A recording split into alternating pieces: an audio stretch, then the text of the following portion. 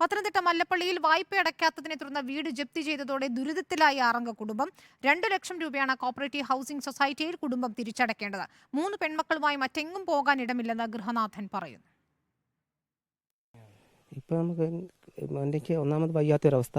ആ ഒരു ഇതിന് ഇറങ്ങിപ്പോകാൻ പറ്റത്തില്ല. പ്രായമായ അമ്മയും 3 പിള്ളേരെയും കൊണ്ട് ഞാൻ അങ്ങോട്ട് പോകും എന്നുള്ളൊരു ഇതിലാണ് ഇപ്പം ഞാൻ നിൽക്കുന്നത്. ഇപ്പം എന്നാ ചെയ്യേണ്ടിയെന്നറിയത്തില്ല. ആത്മഹത്യയുടെ വക്കൽ നിൽക്കുന്നു. എനിക്കിനിപ്പോൾ അതേ ഉള്ളൂ മാർഗം. അല്ല ഞാൻ ഇതുകളും കൊണ്ട് ഇവിടെ പോകും. എന്നാൽ നിയമ നടപടികൾ പൂർത്തിയാക്കിയ ശേഷമാണ് ജപ്തി ചെയ്തതെന്നാണ് ഹൗസിംഗ് സൊസൈറ്റി അധികൃതരുടെ വിശദീകരണം. പ്രവീൺ പുരുഷോത്തമൻ നൽകും വിവരങ്ങൾ. പ്രവീൺ, നിയമ നടപടികളൊക്കെ പൂർത്തിയാക്കി എന്ന് അവർ പറയുമ്പോഴും മാനുഷിക പരിഗണന എന്നൊന്നില്ലേ? അസുഖബാധിതനാണ് അദ്ദേഹം, പ്രായമായ അമ്മയുണ്ട്, മക്കളുണ്ട്. എന്താണിപ്പോൾ ചെയ്യാൻ പോകുന്നത്? അധികൃതരുടെ ഒരു ഇടപെടൽ പ്രതീക്ഷിക്കാമോ?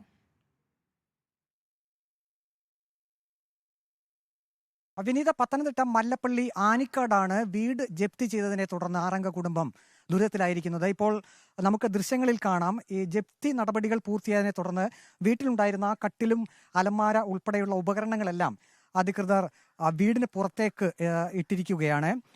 ഇനിയിപ്പോൾ ഈ വീട്ടിലവർക്ക് താമസിക്കാൻ കഴിയില്ല. ജപ്തി നടപടികൾ പൂർണ്ണമായും പൂർത്തിയായി കഴിഞ്ഞു. പക്ഷേ ഏറ്റവും പ്രധാനപ്പെട്ട ഒരു പ്രശ്നം എന്നുള്ളത് ഈ കുടുംബത്തിന് എങ്ങോട്ടേക്കും പോകാൻ ഇടമില്ല എന്നുള്ളതാണ്. ഗൃഹനാഥൻ ഹരികുമാർ സ്വർണ്ണപ്പണിക്കാരനാണ്. അദ്ദേഹം ഹൃദ്രോഗി കൂടിയാണ്. ഇപ്പോൾ ദൃശ്യത്തിൽ കാണുന്നത് ഹരികുമാറിന്റെ അമ്മ വത്സമ്മയാണ്. 80 വയസ്സുണ്ട്. അവരിപ്പോൾ മറ്റെങ്ങും പോകാൻ ഇടമില്ലാത്തത് കൊണ്ട് ഈ ജപ്തി ചെയ്ത വീടിന്റെ തിണ്ണയിൽ തന്നെയാണ് കിടക്കുന്നത്. അമ്മ ഇപ്പോൾ എങ്ങനെയാണ്? ദുരിതമാണോ? ഇതുപോലൊരു ദുരിതം അനുഭവിച്ചിട്ടില്ല. എന്ത് ചെയ്യണമെന്നറിയത്തില്ല. ഇവിടുന്ന് അങ്ങ് ഇറക്കി വിടാതിരുന്നാൽ മതി. കയറി തിരിച്ച് കിടക്കണം എനിക്ക് അവിടെ. അതാണ് ബുദ്ധിമുട്ട്. വേറെ എങ്ങും പോകാൻ നിവൃത്തിയില്ല. വാടകയൊക്കെ കൊടുക്കാൻ ആര് കൊടുക്കും? ഞങ്ങൾക്കൊരു നിവൃത്തിയില്ല. അവൻ വയ്യാത്തവനല്ലേ. 3 പെൺകുഞ്ഞുങ്ങളെയും കൊണ്ട് ഞങ്ങൾ എങ്ങോട്ട് ഇറങ്ങിപ്പോകും? അതാ ഞങ്ങൾക്കുള്ള കഷ്ടകാലം.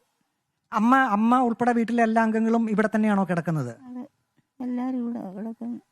മോനങ്ങ് ആ പറമ്പിൽ അവിടെ ഒരു കട്ടിലെടുത്തിട്ട് അങ്ങോട്ട് പോയി കിടക്കുക.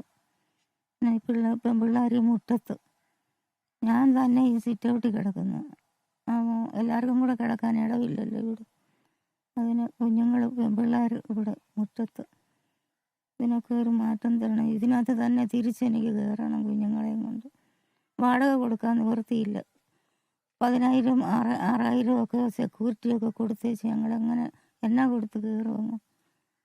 പൈസയ്ക്ക് ഒരു നിവൃത്തിയില്ല. ആശുപത്രി പോയി നാളെ ഓപ്പറേഷനുള്ളത്, ഇന്നേ ചെല്ലേണ്ടി തരും. പൈസയുടെ ബുദ്ധിമുട്ട് കാരണം പോകുന്നില്ലെന്നും പറഞ്ഞിരിക്കും. എന്തുവാ ചെയ്യുന്നത്? തിരിച്ചിതി തന്നെ കയറണം. എനിക്ക് വേറെ എങ്ങും നിവൃത്തിയില്ല എൻ്റെ കുഞ്ഞുങ്ങളെയും കൊണ്ട്. ഇനി ഇതെല്ലാം പെറുക്കണമെങ്കിൽ ഇതിനെല്ലാം ഞങ്ങൾ കാശ് എവിടുന്ന് ഉണ്ടാക്കും? ചുമട്ടുകാർക്ക് കൊടുക്കണം. പിന്നെ വാടക ആദ്യം സെക്യൂരിറ്റിയൊക്കെ ചോദിച്ചാൽ കൊടുക്കാൻ നിവൃത്തിയില്ല ഞങ്ങൾക്ക്. ഒരു മാർഗവും ഇല്ല. എല്ലാം പിന്നെ ഇവിടെ കിടന്ന് ചാകണം, അത്രേ ഉള്ളൂ. വിനിത, ഈ കുടുംബം 2 ലക്ഷം രൂപയാണ് ഹൗസിംഗ് സൊസൈറ്റിയിൽ നിന്നും വായ്പ എടുത്തത്. 2012 വായ്പ എടുത്തത്. 10 വർഷത്തേക്കായിരുന്നു വായ്പാ തുക എടുത്തത്. പക്ഷേ ഈ കുടുംബത്തിന് പല കാരണങ്ങളാൽ സാമ്പത്തിക പ്രശ്നങ്ങൾ ഉള്ളതിനാൽ ആ തുക തിരിച്ചടയ്ക്കാൻ കഴിഞ്ഞില്ല. പക്ഷേ കുടുംബം പറയുന്നത് അവർ കുറച്ച് തുക ബാങ്കിൽ അടച്ചിരുന്നു എന്നുള്ളതാണ്. ഇനിയും 4.5 ലക്ഷം രൂപയോളം അടച്ചെങ്കിൽ മാത്രമേ ഇതിൻ്റെ നിയമ നടപടികൾ പൂർത്തിയാകൂ എന്നാണ് ബാങ്ക് അധികൃതർ പറയുന്നത്. വീട് ഇപ്പോൾ ഇത് ലേലത്തിൽ വെച്ചിരിക്കുകയാണ്. 3 മാസത്തിനുള്ളിൽ ലേലം നടപടികൾ പൂർത്തിയാകും. പക്ഷേ ഇവർക്ക് ലേലത്തിൽ പിടിക്കാനുള്ള മാർഗവുമില്ല. അങ്ങ് ഒരു ഹൃദ്രോഗിയാണല്ലേ, സ്വർണ്ണപ്പണിക്കാരനായിരുന്നു. ഇപ്പോൾ ഇനി മുന്നിലൊരു മാർഗവുമില്ല. ഇനി മുന്നിൽ ആത്മഹത്യ എന്നല്ല ഒരു മാർഗ്ഗമില്ല. 3 പെൺകുഞ്ഞുങ്ങളാണ്. എത്ര വയസ്സുള്ളവരാണ്? എത്ര ക്ലാസ്സിലൊക്കെയാണ് അവർ പഠിക്കുന്നത്? മൂത്ത മോള് 23 വയസ്സ്, രണ്ടാമത്തെ മോള് 20 വയസ്സുണ്ട്. കുഞ്ഞ് +1 പഠിക്കുന്നു. അതാണ് അവസ്ഥ. പോകാൻ വേറെ ഇടമില്ല, അങ്ങനെയാണ്? ഇല്ല, പോകാൻ ഞങ്ങൾക്ക് വേറെ ഒരിടമില്ല. ഞങ്ങൾക്ക് ഈ വീട്ടിൽ തന്നെ തിരിച്ച് കയറണമെന്നാണ്. നമുക്ക് ഒരു വാടകയ്ക്ക് ഒരു വീടെടുത്ത് മാറാൻ പോലുള്ള സാഹചര്യം ഇപ്പോഴത്തെ സാഹചര്യത്തിൽ നമുക്ക് പറ്റുന്നില്ല. ഇന്ന് അദ്ദേഹത്തിന് ഹെർണിയയുടെ ഒരു ഓപ്പറേഷൻ ഉണ്ടായിരുന്നു. നാളെയായിരുന്നു അത് പറഞ്ഞിരുന്നത്. ഇന്ന് അഡ്മിറ്റ് ആകണമെന്ന് പറഞ്ഞിരുന്നതാണ്. പക്ഷെ അതിന് പോയിട്ട് ഓപ്പറേഷൻ ചെയ്തിട്ട് തിരിച്ച് വന്ന് കിടക്കാനും നമുക്കൊരു സൗകര്യമില്ല. ഇവിടുന്ന് ഇപ്പോൾ ഇദ്ദേഹം മാറി നിന്നാൽ എങ്ങോട്ടെങ്കിലും ഒന്ന് പോകണമെന്നുണ്ടെങ്കിൽ ആരുമില്ല, നമുക്ക് സഹായത്തിന് ആരുമില്ല. 3 പെൺകുട്ടികൾ മാത്രമാണ് നമുക്കുള്ളത്.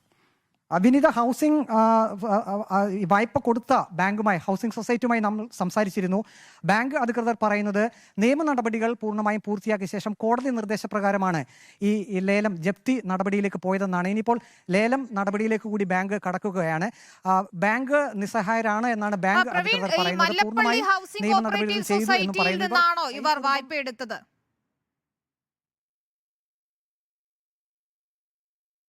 അതെ, മല്ലപ്പള്ളി ഹൗസിംഗ് കോപ്പറേറ്റീവ് ഹൗസിംഗ് സൊസൈറ്റിയിൽ നിന്നാണ് വായ്പ എടുത്തത്. 2 ലക്ഷം രൂപ ഇവർ വായ്പ എടുത്തു. 10 വർഷത്തേക്ക്, അതായത് 2012 വായ്പ എടുത്തത്. 2022 ഈ വായ്പാ തുക പൂർണ്ണമായും തിരിച്ചടക്കേണ്ടതായിരുന്നു. പക്ഷേ ഇവർ 1.25 ലക്ഷം രൂപ മാത്രമേ ഇവർ പലിശയും മുതലും അടക്കം അടച്ചു തീർത്തിട്ടുള്ളൂ എന്നാണ് ഈ Pathanamthitta Mallappally cooperative housing society അധികൃതർ പറയുന്നത്. ഇനിയും പലിശ സഹിതം 4.5 ലക്ഷം രൂപ കൂടി അടയ്ക്കേണ്ടതുണ്ട്. അത് അടയ്ക്കാത്തതിനെ തുടർന്നാണ് കോടതി ഇടപെട്ട് പിന്നീട് കോടതി നിർദ്ദേശപ്രകാരം ജപ്തിയിലേക്ക് പോയിരിക്കുന്നത്. ഏതായാലും ഇവർക്കിപ്പോൾ പോകാൻ മറ്റു മാർഗങ്ങളൊന്നുമില്ല. ഇവർ വീടിൻ്റെ ആ പരിസരത്ത് തന്നെ വീടിനകത്തുള്ള ഉപകരണങ്ങളെല്ലാം പുറത്ത് എടുത്തിട്ടിരിക്കുകയാണ്. പാചകം നടത്തുന്നതെല്ലാം വീടിൻ്റെ ഒരു ഭാഗത്ത് തന്നെയാണ്. ഇവർ അന്തി ഉറങ്ങുന്നതും ഇപ്പോൾ ഈ പുറത്ത് എടുത്തിട്ടിരിക്കുന്ന കട്ടിലാണ്. പ്രായമുള്ള അമ്മ വത്സമ, 80 വയസ്സുകാരിയായിട്ടുള്ള വത്സമയും ഈ വീടിൻ്റെ സിറ്റ് ഔട്ടിൽ തന്നെയാണ് കഴിയുന്നത്. ഇവർക്കിനിയും ഈ എവിടെയെങ്കിലും വാടകയ്ക്ക് ഒരു വീടെടുത്ത് താമസിക്കാനുള്ള സൗകര്യം കൂടിയില്ല. അമ്മയാണെങ്കിൽ രോഗിയാണ്. ഇദ്ദേഹമാണെങ്കിൽ നേരത്തെ ഹാർട്ട് അറ്റാക്ക് വന്നിട്ടുള്ള ആൾ കൂടിയാണ്. ഏറ്റവും ദുരിതപൂർണമായ കാര്യം, അദ്ദേഹത്തിന് നാളെ ഒരു ശസ്ത്രക്രിയ നിശ്ചയിച്ചിരുന്നതാണ്. പക്ഷേ അദ്ദേഹത്തിന്റെ ഭാര്യ പറയുന്നുണ്ടായിരുന്നു, ശസ്ത്രക്രിയ കഴിഞ്ഞ് തിരിച്ചു വന്ന് വിശ്രമിക്കാൻ പോലും ഒരു ഇടമില്ല എന്നതാണ്. ഈ ജനപ്രതിനിധികൾ ഒന്നും ഇതിൽ ഇടപെടുന്നില്ലേ? ആ പ്രദേശത്തെ MLA ഉൾപ്പെടെയുള്ളവരെ ഒന്നും ഈ കാര്യം അറിയില്ലേ? ഇപ്പോൾ മാത്യു ടി തോമസ് നമ്മോടൊപ്പം ടെലിഫോൺ ലൈനിൽ ചേരുന്നു. Shri Mathew T Thomas, MLA ആണ് അവിടെ ഉള്ളതെന്ന്, അദ്ദേഹത്തിന്റെ മണ്ഡലമാണെന്ന് മനസ്സിലാക്കാൻ കഴിയുന്നു. ഇക്കാര്യങ്ങളൊക്കെ അദ്ദേഹത്തിന് അല്ലെങ്കിൽ അങ്ങനെ ആരുടെയെങ്കിലും ഇടപെടൽ പ്രതീക്ഷിക്കാമോ? ശ്രദ്ധയിൽപ്പെട്ടിട്ടുണ്ടോ?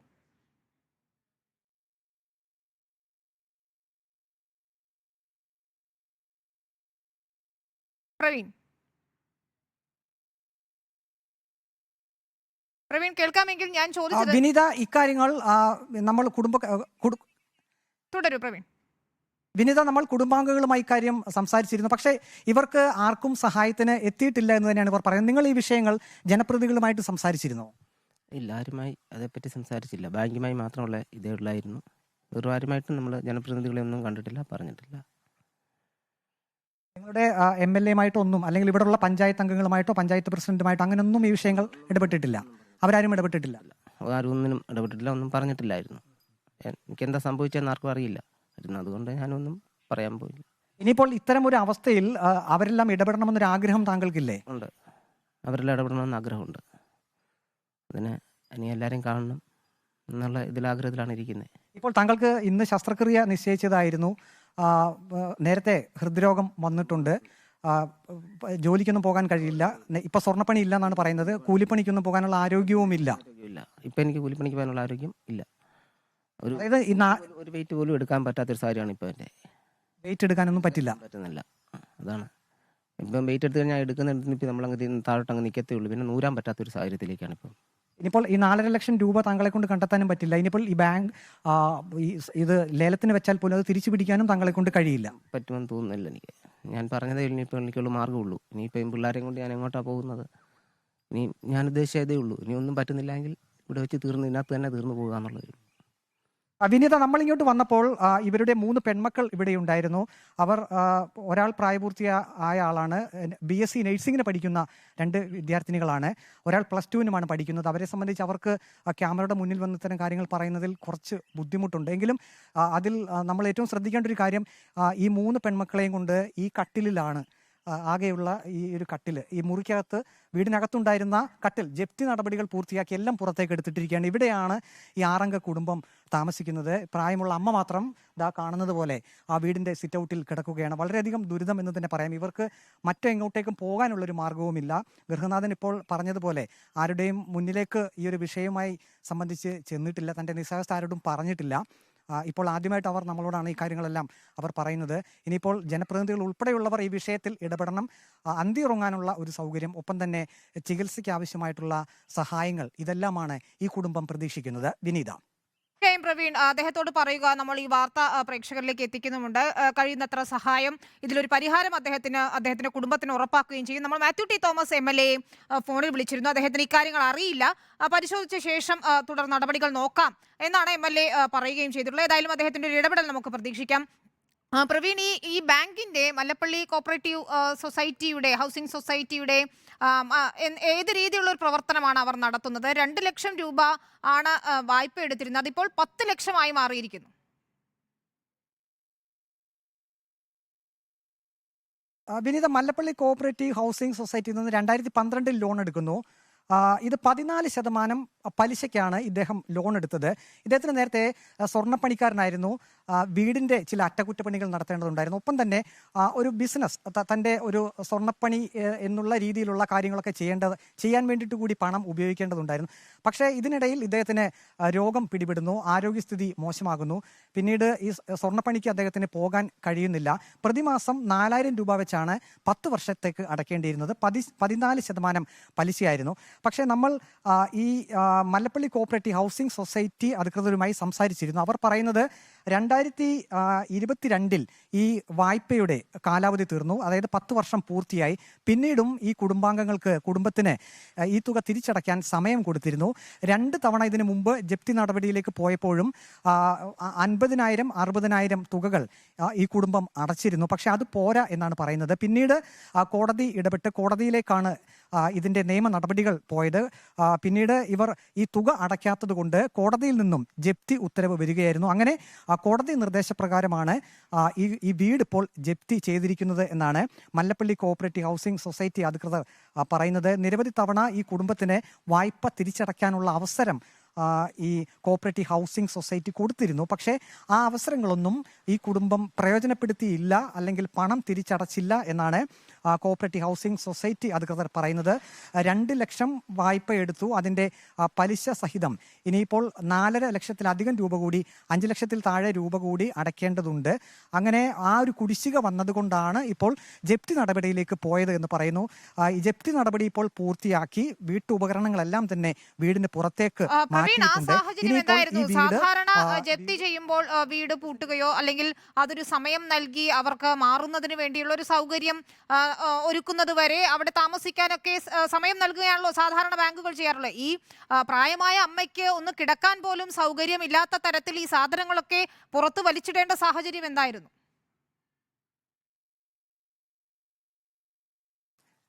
അതായത് നേരത്തെ 2 തവണ ജപ്തി നടപടിയിലേക്ക് കാര്യങ്ങൾ പോയിരുന്നു.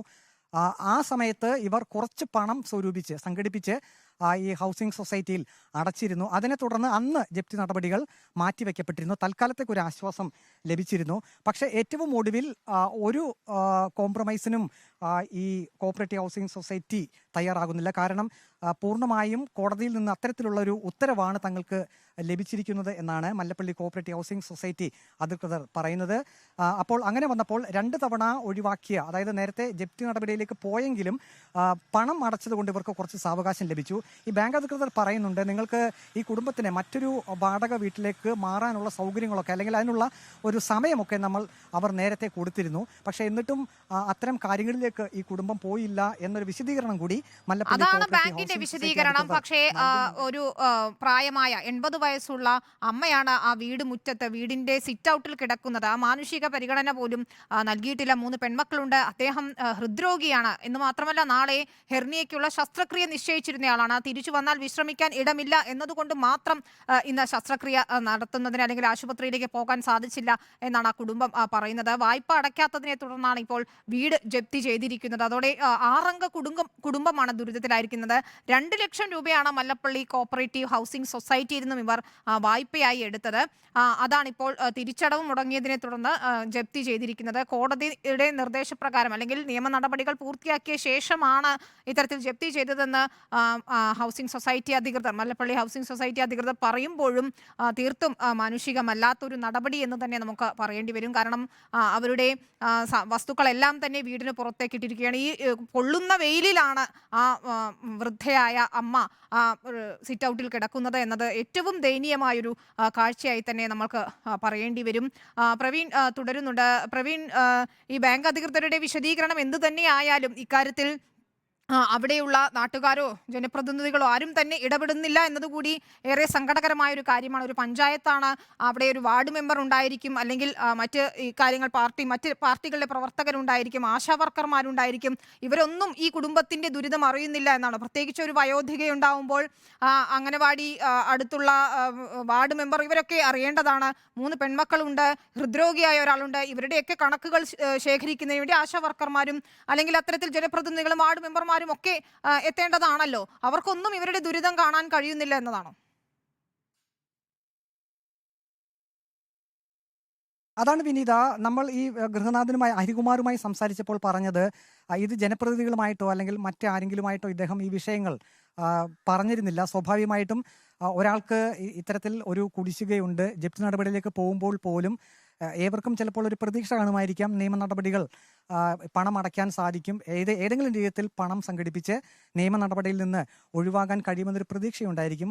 അതുമാത്രവുമല്ല, ഈ ചുറ്റുമുള്ള ആളുകൾ ഇത്തരത്തിലൊരു കടം തങ്ങൾക്കുണ്ട്, തങ്ങളുടെ വീട് ജപ്തിയിലേക്കാണ് എന്ന് പറയുന്നതൊക്കെ അത് ഒരുപക്ഷെ ഈ വീട്ടുകാരെ സംബന്ധിച്ച് അവർക്ക് അങ്ങനെ ഒരു തുറന്നു പറച്ചിലേക്ക് പോകാൻ ഈ വീട്ടുകാർ ഇഷ്ടപ്പെട്ടില്ല ഇരുന്നായിരിക്കാം. അതുകൊണ്ടായിരിക്കാം മറ്റുള്ള സഹായത്തിനോ അല്ലെങ്കിൽ വേറെ എവിടെ നിന്നെങ്കിലും കുറച്ച് പണം സംഘടിപ്പിച്ച് ഇത് എങ്ങനെയെങ്കിലും വീടിന്റെ ജപ്തി നടപടി ഒഴിവാക്കുന്ന ആ ഒരു കാര്യത്തിലേക്ക് പോകാൻ ഇവർ ശ്രമിക്കാതിരുന്നത്. പക്ഷെ അവസാന നിമിഷം ഇവരുടെ പ്രതീക്ഷകളെല്ലാം തെറ്റി. ഇവർ 2 തവണയായിട്ട് എത്ര രൂപ അടച്ചിട്ടുണ്ട്?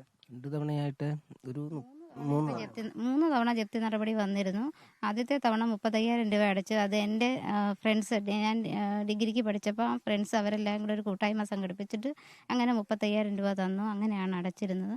പിന്നെ 2021 പിന്നെ ഒരു ജപ്തി നടപടി വന്നപ്പം അന്നേരം 50,000 രൂപ അടച്ചു. അത് വിശ്വകർമ്മ സൗഹൃദ നിധി എന്ന് പറഞ്ഞൊരു ഒരു സംരംഭം തുടങ്ങിയത്, ഫേസ്ബുക്ക് കൂട്ടായ്മയാണ്.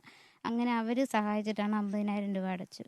പിന്നെ അത് കഴിഞ്ഞ് എൻ്റെ ഒരു കൂട്ടുകാർ തന്നതാണ് 50,000 രൂപയും പിന്നെ ഇദ്ദേഹത്തിൻ്റെ സഹോദരൻ്റെ മകൻ 10,000 രൂപ, അങ്ങനെ 60,000 രൂപ കഴിഞ്ഞ വർഷത്തെ ജപ്തി നടപടിയിൽ അടച്ചു.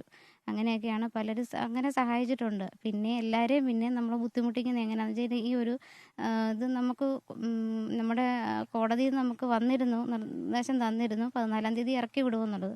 പക്ഷെ നമുക്ക് അന്നേരത്തിന് ഒരു വാടക വീട് എടുക്കാനൊക്കെ ഉള്ള ഒരു സാഹചര്യം ഇല്ലായിരുന്നു. ഇദ്ദേഹം എന്നോട് പറഞ്ഞ് സർജറിക്ക് വെച്ചിരിക്കുന്ന പൈസ നമുക്ക് വയ്ക്കാനാണ്. അപ്പോൾ ഇന്ന് ഞാനൊരു വീട്ടുജോലിക്ക് ചെയ്തിട്ടാണ് പിള്ളേരുടെ പഠിത്തവും കാര്യങ്ങളും ഒക്കെ നടന്നു പോകും. ഇവിടെ അടുത്ത് തന്നെയാണ് വീട്ടുജോലിക്ക് പോകുന്നത്. കങ്ങഴയെന്ന് പറഞ്ഞ സ്ഥലത്ത് എന്നെ പഠിപ്പിച്ച ഒരു ടീച്ചറിൻ്റെ അടുക്കലാണ് ഞാൻ നിൽക്കുന്നത്. ആ ടീച്ചർ ഒറ്റയ്ക്കേ ഉള്ളൂ. അപ്പം അവരുടെ കൂടെ എൻ്റെ മോളും അവിടെ നിന്ന് ആ കങ്ങഴ മുസ്ലിം ഹയർ സെക്കൻഡറി സ്കൂളിലെ മോളും +1 പഠിക്കുന്നത്. അപ്പോൾ ആ ടീച്ചറിൻ്റെ അടുക്കലാണ് ഞാനും ഇളയ മോളും അവിടെയാണ് നിന്നിരുന്നത്. ഇനിയിപ്പോൾ ആ ടീച്ചറിനെ മോൻ അങ്ങ് കൊണ്ടുപോകാമെന്ന് പറഞ്ഞു. അവർക്ക് തീരെ വയ്യ, 84 വയസ്സുണ്ട്. അപ്പം അതായത് പല ഘട്ടങ്ങളിലായി നിങ്ങളെ ചിലരൊക്കെ വ്യക്തിപരമായിട്ട് സഹായിച്ചിരുന്നു. പക്ഷെ എല്ലായ്പ്പോഴും നമുക്കങ്ങനെ അവരെ ബുദ്ധിമുട്ടിക്കാൻ തോന്നിയില്ല. എപ്പോഴും നമ്മളിങ്ങനെ നമ്മുടെ ഇല്ലായ്മ പറഞ്ഞ് എല്ലാവരെയും ബുദ്ധിമുട്ടിക്കുന്നത് എങ്ങനെയാണ്? അതുകൊണ്ട് ഞാൻ ആരോടും പറഞ്ഞിരുന്നില്ല. അത് കഴിഞ്ഞപ്പോൾ സുഹൃത്തുക്കളൊക്കെ അറിഞ്ഞ് നിങ്ങളൊരു വാക്ക് നേരത്തെ പറഞ്ഞില്ലല്ലോ എന്നൊക്കെ ഇപ്പം അറിയുന്നവർ പറയുന്നുണ്ട്. എന്നാലും അത്ര വലിയ പബ്ലിസിറ്റി ആയിട്ട് നമ്മൾ ആരോടും ഒന്നും പറഞ്ഞില്ല നമ്മുടെ ഈ അവസ്ഥ. അത് നമുക്കൊരു മാനഹാനി പോലെ തോന്നിയിരുന്നു. അങ്ങനെയാണോ? അത് തോന്നിയിരുന്നു. അല്ല, നമുക്ക് എല്ലാവരും നമ്മളെപ്പോലെ കഴിയുന്ന ആൾക്കാരാണ് നമുക്ക് ചുറ്റുപാടുമുള്ളത്. നമ്മുടെ റിലേറ്റീവ്സും കൂട്ടുകാരും ഒക്കെ എപ്പോഴും നമ്മുടെ ഇല്ലായ്മ കൊണ്ട് അവരെ ബുദ്ധിമുട്ടിക്കുന്നത് ശരിയല്ലല്ലോ. അതുകൊണ്ടാണ് അങ്ങനെയുള്ള ഒരു ഇതിന് മുമ്പിട്ട് ഇറങ്ങാൻ. ശരി. അപ്പം ഇത് കഴിഞ്ഞപ്പോഴത്തേക്കിന് 1-2 പേരോടൊക്കെ പറഞ്ഞപ്പോൾ നിങ്ങൾക്ക് നേരത്തെ ഒരു വാക്ക് പറഞ്ഞുകൂടായിരുന്നു എന്ന് ചോദിച്ചു.